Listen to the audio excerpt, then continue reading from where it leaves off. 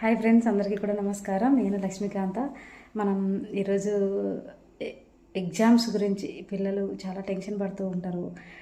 వాటి గురించి మనం ఈరోజు కొన్ని అఫర్మేషన్స్ లాగా చెప్పుకోవడానికి కొన్ని వీడియోస్ చేస్తూ ఉన్నాము. పిల్లలలో ఈ టైంలో ఎక్కువగా భయం కూడా ఉంటుంది, వాళ్ళల్లో ఎక్కువగా మనం చూస్తూ ఉంటాము.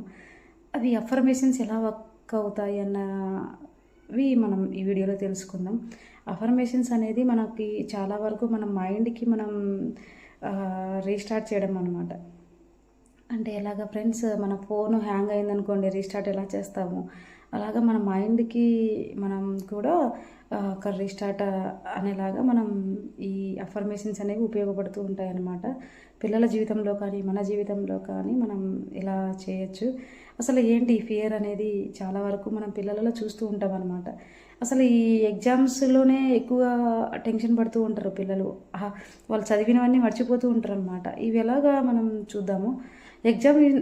Exam is not the problem students అనమాట. ఎగ్జామ్ అనేది వాళ్ళకి పెద్ద ప్రాబ్లం కాదు. Exam fear is the real problem అనమాట. అసలు వాళ్ళకి ఫియర్ అనేది ఎక్కువగా ఎగ్జామ్స్ ఆ టైంలోనే ఎక్కువగా ఫియర్ అనేది ఎక్కువగా ప్రాబ్లంగా ఉంటుంది అనమాట. ఎగ్జామ్ అంటే వాళ్ళకేం పెద్ద ఇదేమీ ఉండదు, కానీ ఆ ఎగ్జామ్ ఫియర్ అనేది ఎక్కువగా వాళ్ళలో నడుస్తూ ఉంటుంది అనమాట. వాడి మైండ్లో నేను చదువుకున్నవి వస్తాయో రావో, లేకపోతే నేను చదివినవి ఆ టైంలో గుర్తొస్తుందో లేదో, టైమింగ్ ఉంటుంది, ఆ టైంకి నేను రాయగలనో లేదో అనేది చాలామంది పిల్లలు ఇబ్బందికి గురవుతూ ఉంటారనమాట. ఆ టైంలో వాళ్ళు మర్చిపోతూ ఉంటారు. మళ్ళీ అవే రిమైండ్ గుర్తొస్తూ ఉంటుంది అనమాట. ఈ టైంలో మనం ఈ అఫర్మేషన్స్ అనేది చాలా వర్క్ అవుతుందన్నమాట. ఏంటనేది చూద్దాం. ఫియర్ వస్తే ఏమవుతుందో తెలుసా? స్టడీడ్ అనేది మ్యాటర్ గుర్తుకు రాదు. మనం చదువుకున్నది ఏదైతే ఉందో అది మ్యాటర్ అనేది గుర్తుకు రాదు. మనం మైండ్ బ్లాక్ అయిపోతుంది అనమాట. చదివినదంతా కూడా మైండ్లో చదివినది అన్నీ మర్చిపోతూ ఉంటాం అనమాట. అసలు బ్లాంక్ అయిపోతుంది. అది ఏమో మనం ఎవరికి మనం పక్కన అడగడానికి కూడా ఉండదు కదా అనేసి పిల్లలు అరుస్తారు, డిబార్ చేసేస్తారు మాట్లాడితే. ఇవన్నీ ఉంటాయి కదా, గందరగోళం. కాబట్టి వాళ్ళు చాలా టెన్షన్ ఫీల్ అవుతూ ఉంటారు అనమాట. ఒకసారి మనం ఈ అఫర్మేషన్స్ అనేది చెప్పుకుందాం. Affirmations reduce fear and active memory అనమాట. మనం అఫర్మేషన్స్ అనేది మన మైండ్ని యాక్టివేట్ చేస్తుంది అనమాట. ఫియర్ అనేది తగ్గిస్తూ ఉంది.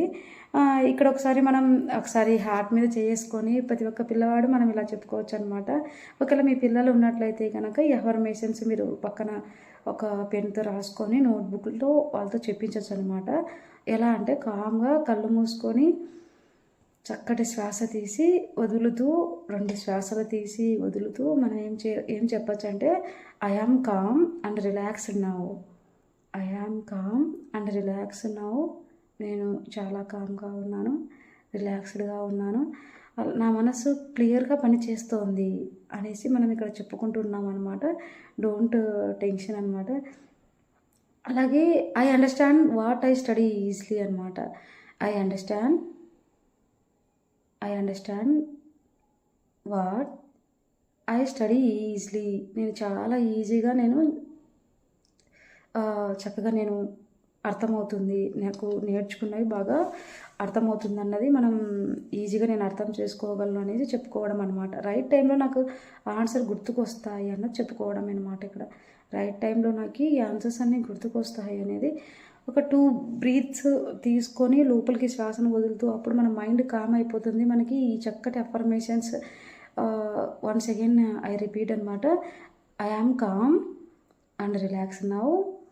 I am calm and relax now first affirmations. అలాగే I understand what I study easily.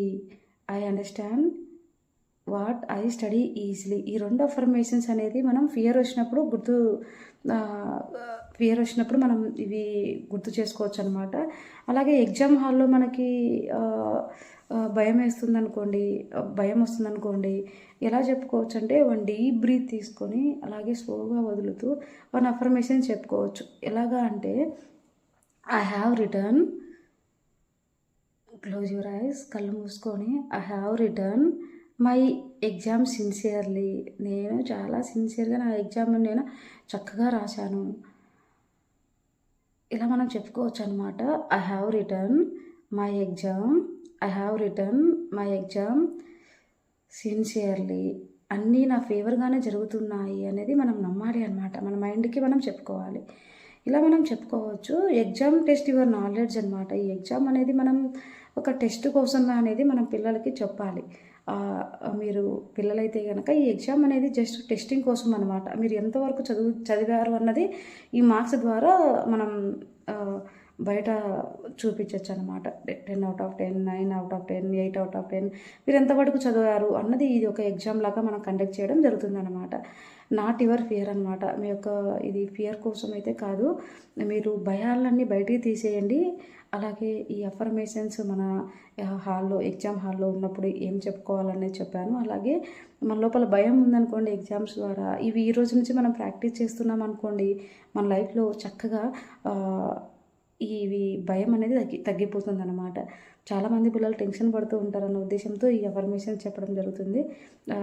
చాలామంది పిల్లలు అలాగే నేను ఉన్నప్పుడు కూడా నా 10th క్లాస్ అంటే చాలా భయం ఉంటుండే అనమాట.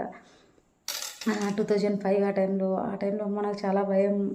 ఎందుకంటే చదివినవి గుర్తురావు, టెన్షన్ పడుతూ ఉంటాము. మనకు ఎవరు చెప్పేవాళ్ళు ఉండరు, పక్కకు తిరగకూడదు. చాలా టెన్షన్స్ ఉంటాయి చిన్నపిల్లలు కదా. ఇంత వేరే స్కూల్ మనం వెళ్తారు, అలాగే టైంకి చేరుకోవాలి, టైంకి వెళ్ళకపోతే గేట్ క్లోజ్ చేస్తారు. ఇట్లాంటివన్నీ చిన్న చిన్న ప్రాబ్లమ్స్ అన్నీ వాళ్ళ మైండ్లో ఉంటాయి. దానివల్ల కూడా వాళ్ళు ఇదవుతూ ఉంటారనమాట. ఒకవేళ నేను చదివినవి రాకపోతే ఎలాగా, నేను క్లాస్ ఫస్ట్ వస్తానా రానా, ఎన్నెన్నో ఉంటాయన్నమాట వాళ్ళ మైండ్లో అనమాట. అవన్నీ ఏమొద్దు, మనకి హ్యాపీగా మనం ఎంతవరకు నేర్చుకున్నాం అది ఎగ్జామ్లో రాస్తాం. ఇది మన ఫియర్ కోసం కాదు, నీ మార్క్స్ కోసం, జస్ట్ యువర్ నాలెడ్జ్ కోసం అనమాట. అంతే ఫ్రెండ్స్.